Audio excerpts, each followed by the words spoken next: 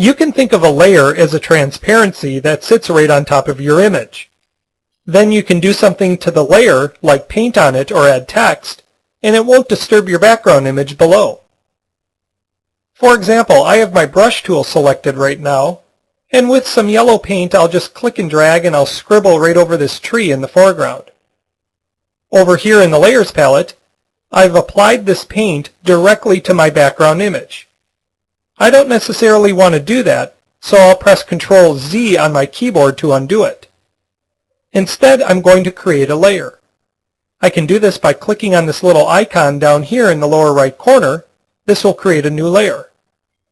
It's called Layer 1, and it's placed right on top of my background image. Another way I can add a new layer is by going up here and clicking on the Layer menu. Then I can go over to New Layer, or I could also press Shift-Control-N on my keyboard.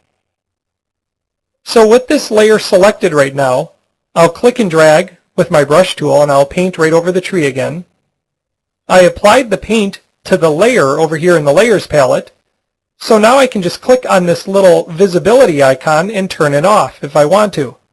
I can click again and turn it back on, and if I decide I want to delete this layer and I don't want that paint anymore, I'll right-click right on the layer itself, and then from the menu I'll choose Delete Layer.